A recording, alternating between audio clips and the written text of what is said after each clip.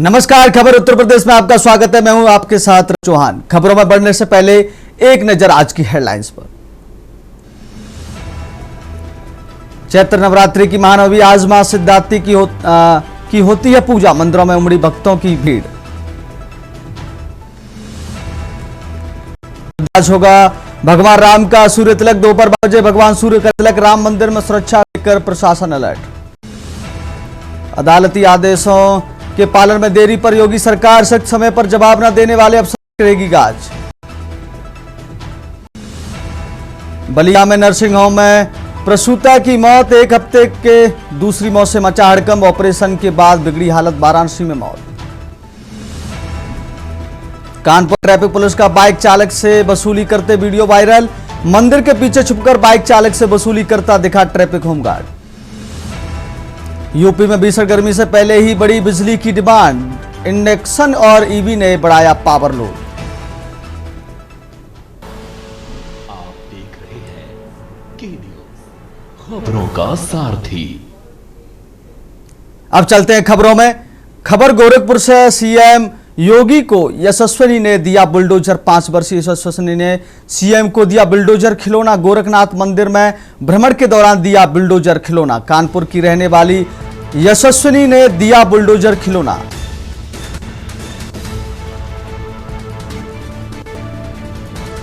बड़ी खबर आपको बता रहे हैं। गोरखनाथ मंदिर में योगी को यशस्विनी ने खिलौना दिया है।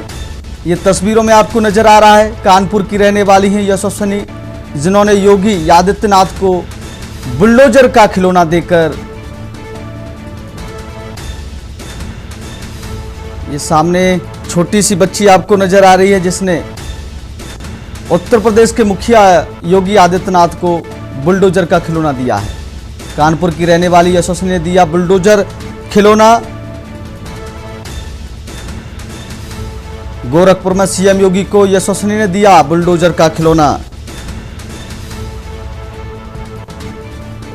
गोरखपुर में सीएम योगी की यशस्विनी ने दिया बुलडोजर का खिलौना। गोरखनाथ मंदिर में भ्रमण के दौरान दिया बुलडोजर खिलौना। कानपुर की रहने वाली यशस्विनी ने दिया बुलडोजर खिलौना। खबर लखनऊ से है। सीएम योगी का जनता दर्शन कार्यक्रम। सीएम ने गोरखपुर में सुनी जनता की समस्या। सीएम ने सभी लोगों की समस्या सुनी। अधिकारियों को निस्तारण के दिए निर्देश। यह खबर आपको दिखा रहे हैं। सीएम ने सभी लोगों की समस्याएं सुनी हैं। अधिकारियों को निस्तारण के दिए निर्देश। सीएम योगी का जनता दर्शन कार्यक्रम। सीएम योगी का जनता दर्शन कार्यक्रम आपको बता रहे हैं। सीएम ने सभी लोगों की समस्याएं सुनी। अधिकारियों को निस्तारण के दिए निर्देश। सबसे बड़ी खबर आपको बता रहे हैं। सीएम योगी का जनता दर्शन कार्यक्रम।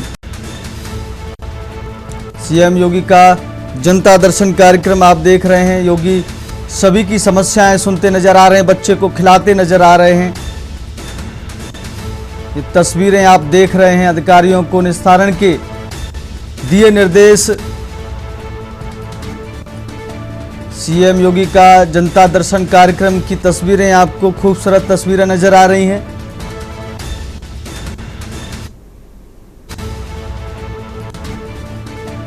सीएम ने सभी लोगों की समस्याएं सुनी हैं।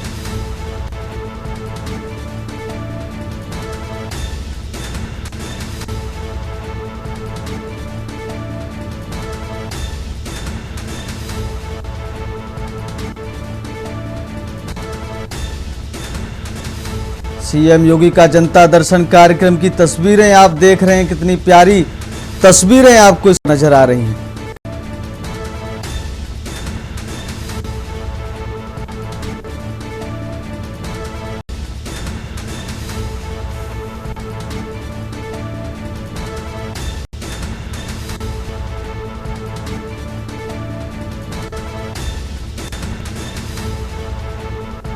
सीएम ने सभी लोगों की समस्याएं सुनी। अधिकारियों को निस्तारण के दिए निर्देश।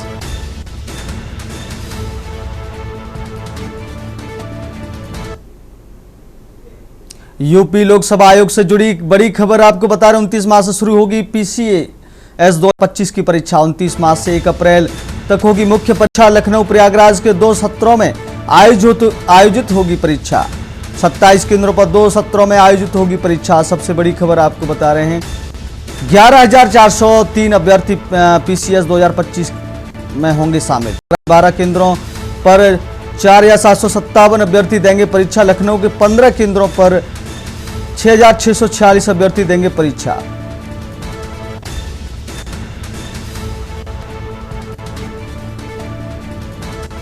प्रयागराज के 12 केंद्रों पर 4,757 अभ्यर्थी देंगे परीक्षा। लखनऊ के 15 केंद्रों पर 6,646 अभ्यर्थी देंगे परीक्षा। यूपी लोक सेवा आयोग से जुड़ी बड़ी खबर हम आपको बता रहे हैं। यूपी लोक सेवा आयोग 29 मार्च से 1 अप्रैल तक होगी मुख्य परीक्षा। लखनऊ प्रयागराज के 2 सत्रों में आयोजित होगी परीक्षा। 27 केंद्रों पर 2 सत्रों में आयोजित होगी परीक्षा।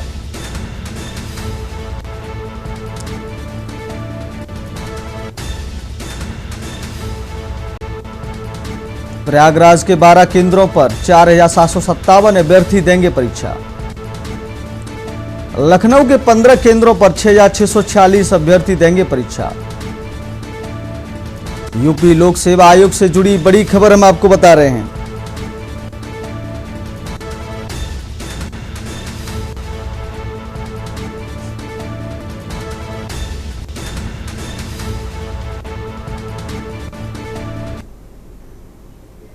लखनऊ में रामनवमी पर ट्रैफिक अलर्ट। रामनवमी के अवसर पर निकलेगी भगवा यात्रा। शाम 4 बजे कपूरथला चौराहे से होगी शुरुआत। रात 7 बजे खाटू श्याम मंदिर पर होगा समापन। शहर के कई प्रमुख मार्गों पर रहेगा डायवर्जन।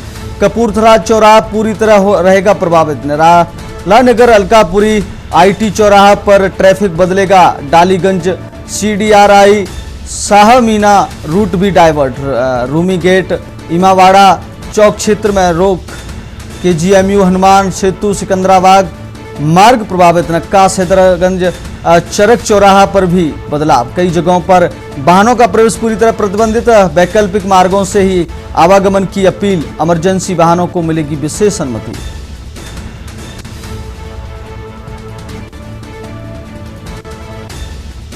रूमी गेट इमामबाड़ा चौक क्षेत्र में रोक।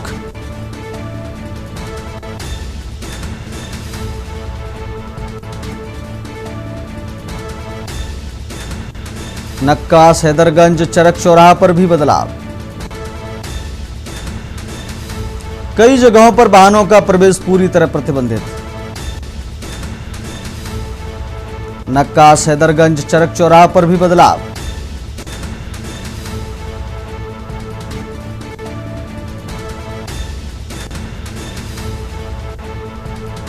वैकल्पिक मार्गों से ही आवागमन की अपील। इमरजेंसी वाहनों को मिलेगी विशेष अनुमति। लखनऊ में रामनवमी पर ट्रैफिक अलर्ट की बड़ी खबर हम आपको बता रहे हैं।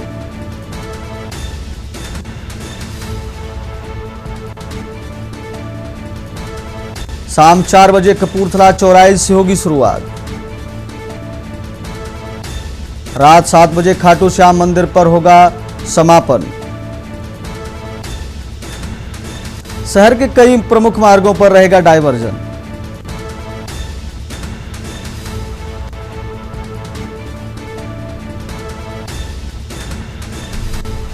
निराला नगर अलकापुरी IT चौराहा पर ट्रैफिक बदलेगा।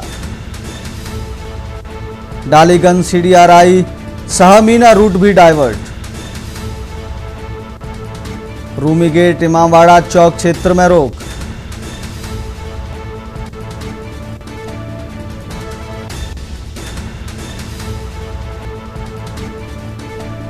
नक्कास हैदरगंज चरक चौराहा पर भी बदलाव।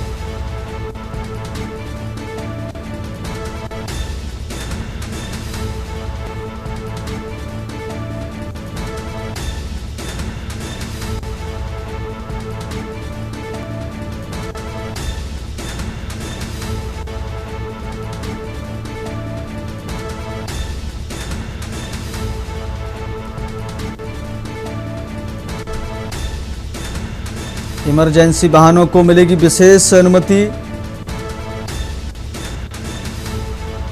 लखनऊ में रामनवमी पर ट्रैफिक अलर्ट।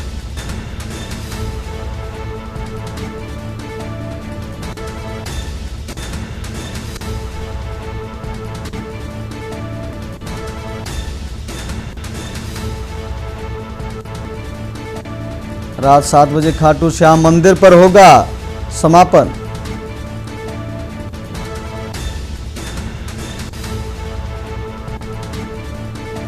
शहर के कई प्रमुख मार्गों पर रहेगा diversion. Nirala Nagar Alkapuri IT चौराहा पर ट्रैफिक बदलेगा। डालीगंज सीडीआरआई शाहमीना रूट भी डाइवर्ट। रूमी गेट इमामबाड़ा चौक क्षेत्र में रोक।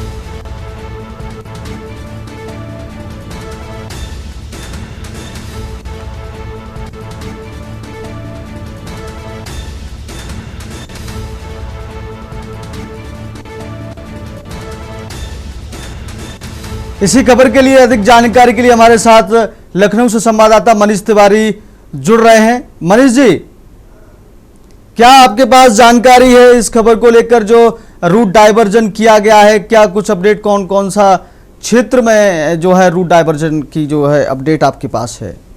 जी बिल्कुल, जिस प्रकार से देखा जाए हर साल जो है नवमी के दिन जो है भगवा यात्रा निकाली जाती है और उस यात्रा के चलते जो है कई रूट जो है डाइवर्ट किए गए। जिस प्रकार से देखा जा सकता है कि 4 बजे के करीब जो है कपूरथला से ये यात्रा निकलेगी और जो 7 बजे तक जो है खाटू श्याम मंदिर तक पहुंचेगी और वहां पर ही इसका समापन होगा, जिसके चलते जो है कपूरथला चौराहे को पूरी तरह से प्रतिबंधित कर दिया गया है। साथ ही साथ निराला नगर अलकापुर आईटी चौराहा और में ट्रैफिक में काफी बदलाव किए गए। साथ ही साथ कह सकते हैं कि डालीगंज का जो एक रूट है उसमें भी रूट डाइवर्ट किया गया। तो कह सकते हैं जिस प्रकार से इस यात्रा को देखते हुए केजीएमयू, हनुमान सेतु, सिकंदराबाद और सबसे अहम बात यह है कि चौक और नक्खास का जो क्षेत्र है उसको पूरी तरीके से प्रतिबंधित कर दिया गया है। तो जिस प्रकार कहा जाता है इमरजेंसी वाहनों को ही सिर्फ इस मौके पर जो है वहां पर उस रूट से जाने के लिए जो है आदेश पारित किए गए। तो कहा जा सकता है कि किसी प्रकार से इस यात्रा में कोई व्यवधान न आए, इसके तहत पुलिस महकमे की कई टीमों को गठित किया गया। साथ ही साथ देख सकते हैं कि ट्रैफिक में किसी प्रकार से आम जनता को किसी प्रकार की कोई परेशानी ना हो, इसके चलते जो है हर प्रकार से हर पहलू पर नजर रखी गई है। आगे जिस प्रकार से ये यात्रा 4 बजे करीब कपूरथला से चालू होगी और हालांकि ये माना जा सकता है कि इसके लिए पहले से ही पूरे दिशा निर्देश जारी कर दिए गए हैं कि आम जनता को किसी प्रकार की कोई प्रॉब्लम न हो। ये यात्रा जो है काफी भव्य रूप में होती है, इसी यात्रा के तहत ये यातायात के द्वारा जो है निर्णय लिए गए हैं। जी मनीष जी, हमारे साथ आप जुड़े रहेंगे अगली खबर के लिए।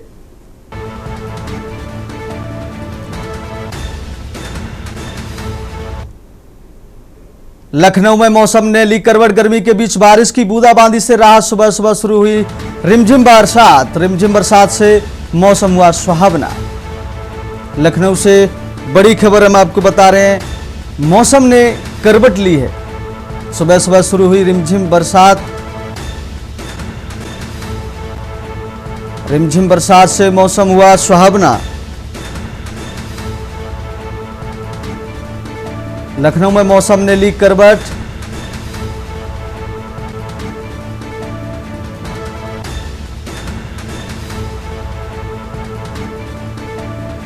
सुबह सुबह शुरू हुई रिमझिम बरसात।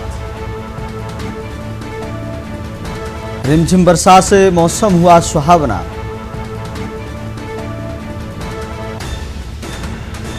लखनऊ में मौसम ने ली करवट।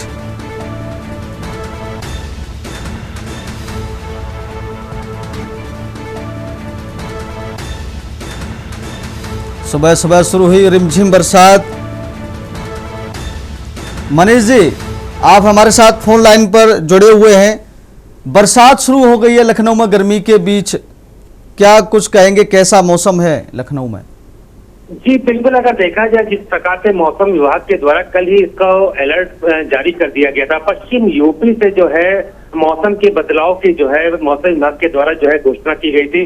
कल से ही पश्चिम यूपी से बूंदाबांदी और कुछ जगहों पर बारिश के संदेश आए थे। उसी प्रकार से देखा जाए लखनऊ में भी सुबह से हल्की फुल्की बारिश देखने को मिली और जिसके वजह से जो है पारा काफी नीचे गिरा, लोगों को काफी राहत मिली। लेकिन जिस प्रकार से देखा जा सकता है कि कई दिनों से जो है मौसम लगातार करवट ले रहा है और जिस प्रकार से शुरुआती दौर में ओले के साथ जो है भारी बारिश पूरे उत्तर प्रदेश में देखने को मिली थी, जिसमें किसानों को काफी बड़ा नुकसान भी हुआ था, जिसके चलते मुख्यमंत्री ने भी आदेश पारित किए गए थे कि किसानों को जो नुकसान हुआ है उसके उनका मुआवजा जल्द से जल्द उनको दिया जाए। तो कह सकते हैं कि मौसम का ये करवट लेना लोगों को राहत जरूर गर्मी से दे रहा है, लेकिन किसानों के लिए जो है काफी बड़ा नुकसान उनकी फसलों के लिए रहेगा, जो जिसके लिए जो एक वजह आने वाले समय के लिए महंगाई के तौर पर देखी जा सकती है। तो कह सकते हैं कि उत्तर प्रदेश हालांकि किसानों के मुआवजे की बात जरूर कर रही है, लेकिन आने वाले समय के जो महंगाई की बात होगी और राहत हालांकि जरूर मिल रही है, लेकिन ये बिन मौसम जो ये बारिश है वो किसानों के लिए काफी नुकसान भरी है। जी मनीष, बने रहेंगे आप हमारे साथ।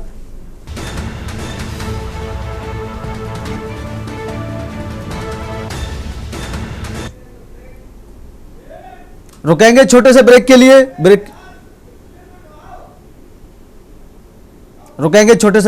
ब्रेक के बाद फिर मुलाकात होगी। आप देख रहे हैं के न्यूज, खबरों का सारथी। ब्रेक के बाद फिर आपका बहुत स्वागत है। लेकर चलते हैं आपको लखनऊ। झूठी एफआईआर और गलत गवाही पर होगी कार्रवाई। हाई कोर्ट के आदेश के बाद जारी हुए निर्देश। डीजीपी राजीव कृष्ण ने सभी अधिकारियों को लिखा पत्र, लापरवाही न बरतने की सख्त हिदायत दी गई। क्लोजर रिपोर्ट वाले मामलों की भी होगी जांच। निर्दोष पाए जाने पर दुरुपयोग की होगी पड़ताल। झूठी शिकायत और भ्रामक जानकारी पर केस दर्ज होगा। गवाहों के खिलाफ भी होगी कानूनी कार्रवाई। मजिस्ट्रेट के समक्ष लिखित शिकायत देना होगा जरूरी। विवेचकों को आदेश का पालन सुनिश्चित करने के निर्देश।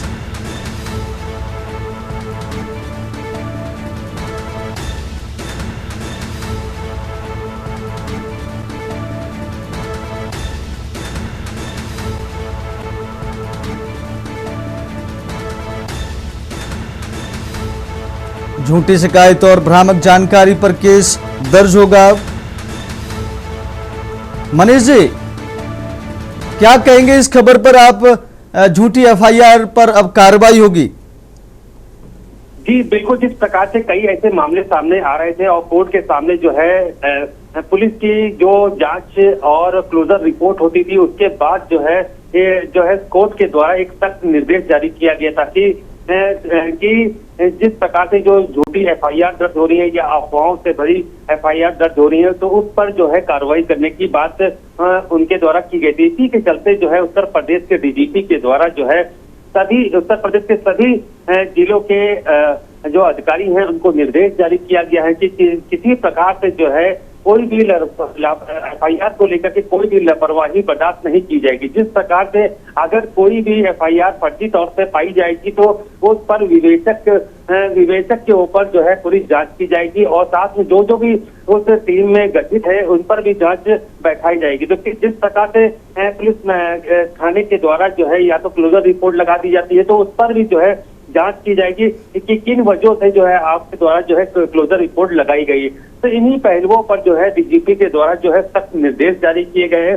साफ तौर से उनके द्वारा ये कहा गया है कि किसी भी प्रकार से कोई झूठी एफआईआर और साथ ही साथ जो है क्लोजर रिपोर्ट में अगर जो भी लापरवाही कोर्ट के समक्ष रखी गई और उसमें जो है पाई गई तो सबसे पहले जांच पड़ताल होगी। इसी तौर पर उनके साफ तौर से निर्देश दिए गए हैं, जो भी एफआईआर दर्ज होंगी तो विवेचक उसको पूरी तरीके से ध्यान दे, उसके बाद एफआईआर को दर्ज करें और पूरी सुनिश्चित करने के बाद ही आगे के जो है दिशा निर्देश जारी करें। जी मनीष जी, जुड़े रहेंगे आप हमारे साथ।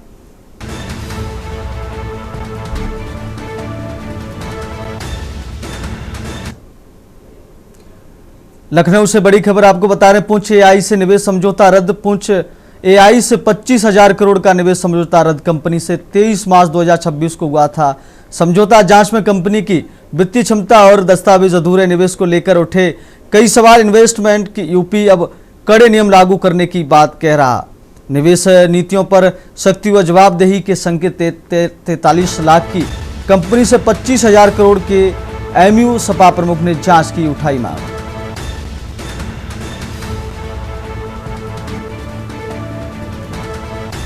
मनीष जी, क्या कहेंगे जो समझौता कैंसिल हुआ है, क्या अपडेट, क्या जानकारी आपके पास है?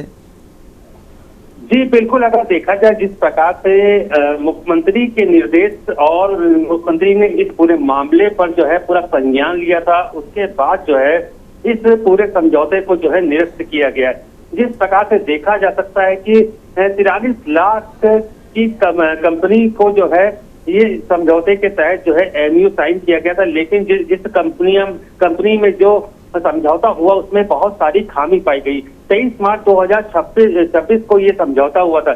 जब इनके इस कंपनी का पूरा ब्यौरा मांगा गया तो उसमें काफी सारी लापरवाहियां थी और जिस प्रकार से जो एक कंपनी का टर्नओवर होना चाहिए था वो टर्नओवर काफी गलत पाया गया। इसी के तहत जो है ये कार्रवाई जो है मुख्यमंत्री के संज्ञान लेने के बाद जो टीम गठित की गई थी उसके बाद ये देखने को मिली। वहीं पर अब विपक्षी दल भी जिस प्रकार से एएमयू को लेकर के लगातार अखिलेश यादव सवाल उठाते रहे कि उनके द्वारा ये साफ तौर से ये कहा गया कि इससे पहले सरकार के द्वारा ये बताया जाता था कि लाखों करोड़ रुपए का एएमयू हुआ, लेकिन धरातल पर कोई एएमयू देखने को नहीं मिला। लेकिन जिस प्रकार से इस कंपनी के साथ जो एएमयू हुआ और उसमें कंपनी के जो बहुत सारी कमियां पाई गई, उस कमियों के तहत अब अखिलेश यादव भी पूरी जांच की बात कर रहे हैं। हालांकि उनका ये कहना केवल एएमयू जो है निरस्त करने की एक वजह नहीं होनी चाहिए, इसमें जो अधिकारी जो लिप्त हैं उनके प्रति भी जो है सरकार को कार्रवाई करनी चाहिए, क्योंकि इसमें परसेंटेज का खेल होता है और परसेंटेज के चलते जो है जो कमीशन खाया गया अधिकारियों के द्वारा तो उनके प्रति जो है कार्रवाई होनी चाहिए। इसके तहत उनके द्वारा भी जांच की मांग की गई। अब ये देखना है कि एमयू साइन को जो निरस्त सरकार के द्वारा जरूर कर दिया गया है, अब आगे की कार्रवाई क्या होगी। जी मनीष, बहुत बहुत धन्यवाद आपका अधिक जानकारी देने के लिए।